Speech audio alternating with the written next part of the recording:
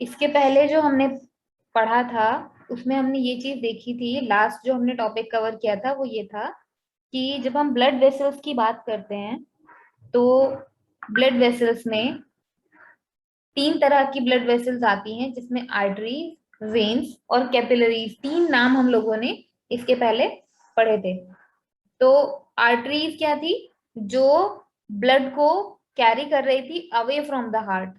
Veins जो इसके opposite है, which will carry blood towards the heart. और कैपिलरीज बेसिकली क्या है? कैपिलरीज आर्टरी और वेन्स का वो वाला हिस्सा है जिसमें न्यूट्रिएंट्स का एक्सचेंज, वेस्टेज और गैसेस का एक्सचेंज होता है। मेन आर्टरीज और वेन्स में कभी भी एक्सचेंज नहीं होता है न्यूट्रिएंट्स का, कैपिलरीज में वो एक्सचेंज होता है। तो यहाँ तक की बात हमने कल करी थी। अब इसको एक एक करके हम डीप में देख लेते हैं। क्या है आर्टरीज, जिनको हिंदी में धमनियां कहा जाता है। बेसिकली आर्टरीज क्या है? इस तरह की, यहाँ पे आप डायग्राम में देख पा रहे होंगे। आर्टरी और वेन में एक छोटा सा डिफरेंस क्या है? इसकी जो मस्कुलर लेयर है वो थोड़ी सी थिक है, मोटी है, जबकि वेन में ये जो लेयर है ये थोड़ी सी पतली है, यानी कि ये कंपैरेटिवली इस आर्टरी से पतली है। तो आर्टरीज बेसिकली क्या है? थिक वॉल वाली होती हैं और स्मूथ मसल्स की बनी हुई होती हैं। ये जो मसल्स हैं, ये मसल्स आपकी कौन सी हैं? स्मूथ मसल्स हैं। क्योंकि हमने मसल्स के बहुत सारे डिफरेंट डिफरेंट टाइप्स पढ़े थे, तो उसमें एक टाइप क्या था आपका? स्मूथ मसल्स का था, जिससे कि आपके बॉडी के बहुत सारे ऑर्गन बने हुए होते हैं। जैसे स्टमक की लाइनिंग भी आपकी स्मूथ मसल्स की होती है, लीवर की जो कवरिंग होती है वो भी स्मूथ मसल्स की होती है। तो जो कैपिलरीज हैं आपकी, जो आर्टरीज हैं आपकी, आर्टरी की जो मसल्स हैं वो भी स्मूथ मसल्स की ही होती हैं। तो आर्टरीज बेसिकली क्या है? वो पाइप्स हैं बॉडी के जिनमें की ऑक्सीजनेटेड ब्लड फ्लो करता है, यानी कि ऑक्सीजन युक्त खून जिन धमनियों में बहता है उनको हम आर्टरीज कहते हैं, यानी कि जिन ब्लड पाइप्स में बहता है उनको हम धमनियां कहते हैं। अब इन आर्टरीज में से कुछ मेन इस तरह के छोटे छोटे पार्ट्स निकलते हैं, जैसे कि यहाँ पे आप डायग्राम में देख पा रहे होंगे। ये मेन जो बड़े वाला पाइप है ये आपकी आर्टरी है, और इस आर्टरी में ये जो एक छोटा सा सेक्शन निकला है, ये छोटा सा सेक्शन जो है इसको हम आर्ट्रियोल बोलते हैं। ठीक है? तो आर्ट्रियोल क्या है? आर्ट्रियोल एक ब्रांच है आर्टरीज की। ये तो यहाँ पे खाली खाली डायग्राम में एक ही दिखाई गई है। इस तरह से पूरी बॉडी में जो मेन आपकी आर्टरी, एक कोई आर्टरी जा रही है, उसमें से बहुत सारे आर्ट्रियोल्स अलग अलग अलग अलग आपके बॉडी ऑर्गन्स के लिए निकल रहे होंगे। अब इन आर्ट्रियोल में से अगेन जो सेपरेशन हो रहा है ये कैपिलरीज का है। इन कैपिलरीज में ही आपके न्यूट्रिएंट्स एक्सचेंज होते हैं, इसीलिए यहाँ पे आप देखेंगे रेड से ब्लू में ये शिफ्ट होने लगती हैं, यानी कि रेड ऑक्सीजनेटेड ब्लड और ब्लू डीऑक्सीजनेटेड ब्लड। तो यहाँ से ऑक्सीजन कहाँ गई? यहाँ से वो ऑक्सीजन जो है एब्जॉर्ब कर ली गई। जिस ऑर्गन में ये कैपिलरीज खुली हुई हैं उस ऑर्गन के थ्रू वो ऑक्सीजन एब्जॉर्ब कर ली जाएगी। तो यहाँ पर कैपिलरीज जो है वो आर्टरीज के आर्ट्रियोल्स में से निकलती हैं और वेन्स के वेन्यूल में जाकर खत्म होती हैं। इस पूरे पोर्शन को हम कैपिलरी ही बोलते हैं। और जो कैपिलरीज में जहां से ये कनेक्टेड है उनको प्री कैपिलरी स्पिंचर्स बोलते हैं। ठीक है? तो आर्ट्रियोल्स बेसिकली क्या है? आर्टरीज के जो ब्रांचेस हैं, आर्टरीज में या ये जो आपकी मेन आर्टरी है, इसमें से जो मेन ब्रांचेस निकली हुई होंगी डिफरेंट डिफरेंट अलग अलग ऑर्गन्स के लिए, उनको हम आर्ट्रियोल कहेंगे। आर्ट्रियोल्स में जो ब्लड का फ्लो है वो डायरेक्ट और कंट्रोल्ड होता है। यहाँ पर ब्लड की सप्लाई जो है स्किन को दी जाती है। स्किन में जो आपकी आर्टरीज हैं, जो बाहर से खून की नसें चमकती है ना, जो रेड वाली भी चमकती हैं कहीं कहीं जगह पे, कहीं कहीं जगह पे ब्लू भी चमकती हैं। तो ये जो आउटर पोर्शन है, उस आउटर पोर्शन में ब्लड की सप्लाई स्किन के तक पहुंचाने के लिए आर्ट्रियोल्स का ही मदद किया जाता है। मेन जो आर्टरी है वो कभी भी आपको बाहर से नहीं दिखेगी। ये छोटे वाला जो इसका पोर्शन है जो आर्ट्रियोल है ये दिख सकता है स्किन के बाहर से। तो ये आर्ट्रियोल्स हैं, ये आपकी जैसे स्किन रेड होने लगती है, स्किन में जो रेडनेस आती है वो आर्ट्रियोल्स की वजह से आती है। आर्ट्रियोल्स में अगर ब्लड का फ्लो बढ़ेगा तो स्किन की रेडनेस जो है वो आपको बढ़ी हुई दिखेगी। जैसे कई बार क्या होता है कि अगर आपको किसी इंसेक्ट ने काट लिया और आप उसको रगड़ देते हैं, तो उस रगड़ने की वजह से क्या होता है, ये जो आर्ट्रियोल्स हैं, जो स्किन का एक पार्ट है, स्किन के ऊपर से ये चमकते हैं, इन आर्ट्रियोल्स में ब्लड का फ्लो बढ़ जाता है। आप उसको रब करेंगे तो उसका टेम्परेचर बढ़ जाएगा। जैसे टेम्परेचर बढ़ेगा, खून आपका गर्म होगा, हॉट होगा, तो स्किन जो है वो हल्की सी रेड आपको वहां से चमकने लगती है। इसी तरह से फेस पे जो हमारे जब हम रबिंग करते हैं उसी तरह से फेस पे भी वो रेडनेस आ जाती है। तो आर्टरियोल्स बेसिकली ये क्या है, आर्टरीज के पार्ट्स हैं, ब्रांचेस हैं। और आर्टरीज के ब्रांचेस जो हैं इनका सिंपल सा एक एग्जांपल है, जो आपकी स्किन में आर्टरियोल्स हैं जिसकी वजह से आपकी स्किन को रब करने पर वो रेड रेड दिखाई देती है, वो आर्टरियोल्स होते हैं। अब इस डायग्राम को दिमाग में रखेंगे और इसी डायग्राम के बेस पे आगे की दोनों चीजें देखेंगे कि कैपिलरीज क्या है। ये जो आर्टरीज थी, आर्टरी से एक मेन ब्रांच निकली जिसको हमने आर्टरियोल बोला, और यहाँ से इसके बहुत सारे छोटे छोटे छोटे छोटे सेक्शंस निकले हैं जिसको हम कैपिलरी नाम दे रहे हैं। कैपिलरी में कुछ चीजें ऐसी होती हैं जो उसको कैपिलरी का मतलब एक तरह से हम ये बोल सकते हैं, कैपिलरी हम उसको अलग नाम क्यों दे रहे हैं, आर्टरियोल भी वही है, उसी में से निकल रही है, तो इसको कैपिलरी अलग नाम क्यों दिया गया है। इसमें ध्यान रखने वाली बात सबसे इंपॉर्टेंट ये होती है कि कैपिलरी इतनी पतली होती है कि वहां पे आपके रेड ब्लड सेल्स जो हैं वो केवल और एक सिंगल लाइन में लाइन अप होते हैं। यानी कि जो आपका हीमोग्लोबिन वाला आरबीसी का एक एटम है या एक सेल है, वो एक सेल इस पाइप में अगर हम बनाना चाहें तो हम बिल्कुल काउंट कर सकते हैं, क्योंकि यहाँ पर क्या होगा,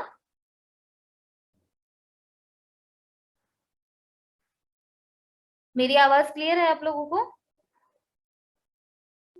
no ma'am, no ma'am, fluctuation हो रहा है। हेलो, हेलो मैम, आपकी आवाज क्लियर नहीं है मैम, फ्लक्चुएशन हो रहा है। Hello ma'am.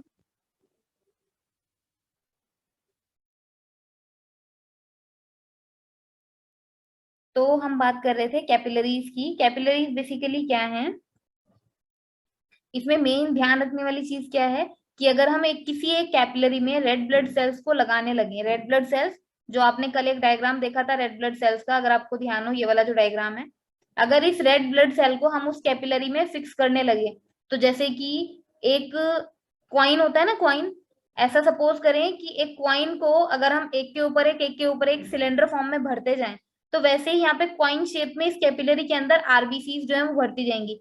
कोई भी दो आरबीसी यानी कि रेड ब्लड सेल्स के कोई भी दो सेल अगल बगल नहीं आएंगे, वो आरबीसी का एक ही पार्टिकल इसके पूरे क्रॉस सेक्शनल एरिया को कवर कर लेगा, और अगर दूसरा पीछे से आएगा तो वो उसके बगल में ना सेट होते, वो उसके पीछे सेट होगा। यानी कि पूरा इनका जो विड्थ है, उनका जो डायमीटर है वो इतना छोटा होता है कि एक आरबीसी के पीछे ही दूसरा आरबीसी आएगा, उसके बगल में नहीं आ सकता। तो कैपिलरीज की एक खासियत होती है, इसी वजह से उनको कैपिलरी नाम दिया जाता है कि इनका स्ट्रक्चर इतना फाइन है, इतना छोटा है, इतना पतला है कि आरबीसी अगर इसमें से होकर निकलेंगे तो वो लाइन अप हो जाएंगे किसी एक सिंगल फाइल में, सिंगल लाइन में। यानी कि अगर पीछे से गुच्छा आ रहा है तो वो गुच्छा धीरे धीरे करके लाइन अप होने लगेगा, एक के पीछे एक चलने लगेंगे, जिससे कि हर एक आरबीसी में जो हीमोग्लोबिन के अंदर जो 4 ऑक्सीजन पार्टिकल हैं, उन ऑक्सीजन पार्टिकल्स को एब्जॉर्ब कर लिया जा सके इस ऑर्गन के थ्रू, जिस ऑर्गन में ये कैपिलरीज फैली हुई हैं। तो कैपिलरीज बेसिकली जो है ये आपके वन किसी एक पर्टिकुलर सेल से थोड़ी सी मोटी होती हैं, और ये गैसेस, न्यूट्रिएंट्स और वेस्टेज के एक्सचेंज को अलाउ करती हैं। इनकी जो वॉल है उस वॉल से ऑक्सीजन जैसे ट्रांसफर हो रहा है, उसी तरह से ब्लड में अगर कोई और न्यूट्रिएंट्स ऐसे हैं जो उस ऑर्गन को नीडेड है, तो उनका भी ट्रांसपोर्टेशन इन कैपिलरीज के थ्रू ही होता है। और जैसा कि हम सामने देख रहे हैं, ये एक तरह का नेटवर्क है, मतलब जैसे कि मकड़ी का जाला होता है उसी तरह का एक वास्ट नेटवर्क कैपिलरीज का होता है आर्टरी और वेन्स के बीच में। तो इसलिए हम ऐसा बोल सकते हैं कि capillaries are a vast network, जिसके मदद से आपकी बॉडी में टिश्यूज के अंदर पूरे के पूरे आपके न्यूट्रिएंट्स जो है वो ट्रांसफर किए जाते हैं। अब बात यह आती है कि कैपिलरी का जो पोर्शन है वो आर्ट्रियोल से स्टार्ट होता है और खत्म कहाँ पे होता है। जैसे आर्टरी का एक मेन पार्ट था आर्ट्रियोल, वैसे वेन का एक मेन पार्ट है वेन्योल, क्योंकि ये सारी कैपिलरीज किसी एक पॉइंट पे जंक्शन करके, जो जंक्शन वाला पॉइंट है वहां से फिर वेन्स में ट्रांसफर होती हैं। तो यहाँ पे ये जो वेन्स का जंक्शन वाला पॉइंट है इसको हम बोलते हैं वेन्योल। वेन्योल बेसिकली क्या है, जितना भी खून आर्टरीज से आ रहा है वो पूरा कैपिलरी से होते हुए वेन्स में तब जाएगा जब पहले वो वेन्योल में इकट्ठा होगा। तो basically venules are thin walled collector of blood. जो कि खून को कलेक्ट करेंगे और बहुत ही थिन वॉल वाले होते हैं। यहाँ पे ध्यान रखने वाली चीज ये है कि वेन्यूल्स में जो लो प्रेशर है वेन्यूल्स का, वो अलाउ करता है कैपिलरीज को कि जो खून पीछे से आ रहा है वो खून आगे वेन्यूल से होते हुए वेन्स में चला जाए। क्योंकि अभी हमने पीछे एक चीज देखी है, ये ध्यान रखेंगे, आर्टरी का जो साइज है वो है थोड़ा बड़ा, मतलब उसके जो थिक है, जो वॉल है वो थोड़ी थिक है, और वेन की जो वॉल है वो थोड़ी थिन है, पतली है। अगर इसके अंदर कोई लिक्विड फ्लो करेगा तो यहाँ पर प्रेशर ज्यादा होगा। अगर इसके अंदर वही लिक्विड फ्लो करेगा तो यहाँ पर प्रेशर ऑटोमेटिकली कम हो जाएगा। सपोज कीजिए यहाँ से मैंने 1 लीटर ऑफ लिक्विड इंसर्ट किया आर्टरी में, या पीछे से 1 लीटर ऑफ लिक्विड इंसर्ट किया आर्टरी में, तो वो 1 लीटर लिक्विड इस पूरे पाइप में चारों तरफ कुछ ना कुछ प्रेशर लगाएगा। जब वो कैपिलरी से होता हुआ इस वेन में आएगा तो वही 1 लीटर लिक्विड यहाँ पर कम डेंसिटी के साथ कम प्रेशर उस पर लगाएगा, क्योंकि इसका जो क्रॉस सेक्शनल एरिया है वो ज्यादा है। सो मीन्स दैट कि वेन्स में आने पर जो ब्लड का प्रेशर है वो थोड़ा कम हो जाता है कंपैरेटिव टू आर्टरीज। आर्टरीज में ब्लड का प्रेशर थोड़ा सा ज्यादा होता है। तो सेम वही चीज यहाँ पे वेन्यूल्स के साथ भी होगी, क्योंकि कैपिलरीज से जैसे जैसे आ रहा है, जब ये वेन्यूल्स की तरफ आ रहा है तो कैपिलरीज का क्या होगा कि वेन्यूल में आते आते यहाँ पर वेन्यूल वाला जो पोर्शन है वहां पे पाइप की जो थिकनेस है वो कम होने लगेगी। कैपिलरीज जो है उनके इंटरनल वॉल तो वही रहेगी, लेकिन आउटर वॉल जो है उसकी थिकनेस जो है वो कम होने लगेगी। तो वेन्यूल में आते आते ये जो आपकी कैपिलरीज आ रही है इनकी थिक वॉल थिन वॉल में कन्वर्ट होती रहेगी, जिसकी वजह से जो प्रेशर है ब्लड का वो धीरे धीरे कम होता रहेगा वेन्यूल्स की तरफ आते हुए। लास्ट में आपकी वेन्स आती हैं। वेन्स जो कि पीछे आपने देखा ही है, वेन्यूल्स पूरा कनेक्ट करके कहाँ पे ब्लड को पहुंचा रहे हैं, वेन्स में पहुंचा रहे हैं। तो वेन्स बेसिकली क्या है, वेन्स की वॉल कंपैरेटिवली थिनर होती है, जो हमने सबसे स्टार्टिंग वाले डायग्राम में देखा था। और यहाँ पर जो मसल्स हैं वो आपकी बहुत स्मूथ मसल्स होती हैं, बहुत कम स्मूथ मसल्स होती हैं, लेकिन यहाँ पर वॉल्स आपको देखने के लिए मिलते हैं। जैसे कि इस डायग्राम में आप देख सकते हैं, वाल्व का मतलब क्या है, ये वेन है आपकी एक जो पूरी ऊपर से आ रही है घुटने के पीछे से होते हुए। इसमें वेन के बीच में ही ये दो व्हाइट कलर के आपको पोर्शन दिख रहे हैं। जैसे ही ऊपर से ब्लड आएगा तो ये दोनों वेन्स खुलेंगी, मतलब ये जो दोनों पाइप के अंदर ये गेट टाइप के हैं जिसको वाल्व हम बोल रहे हैं, ये वाल्व खुलेगा और ये नीचे की तरफ प्रेशर लगाते हुए ब्लड को नीचे धक्का मारेगा। सेम ऐसे एक वाल्व यहाँ पर है, जब तक ये वाल्व क्लोज रहेगी तब तक ये ऊपर से नीचे नहीं आएगा। अगर आप में से किसी को नब्ज चेक करनी आती हो तो शायद आपको पता होगा कि आपकी बॉडी में बहुत सारे पॉइंट्स ऐसे होते हैं जहाँ पे सेम नब्ज फील होती है। वो जो धुक धुक धुक धुक आपको नसों में फील होती है, जो हम हाथ पकड़ के या डॉक्टर देखते हैं ना कि आपकी नब्ज कितनी चल रही है, वो इन्हीं वेन्स के ये जो पोर्शन है जो वाल्व है। क्योंकि अब देखिए पीछे से आपका ब्लड आ रहा है, अब ये ब्लड इसको खोलने के लिए धक्का मारेगा, ये खुलेगा फिर बंद हो जाएगा, खुलेगा फिर बंद हो जाएगा।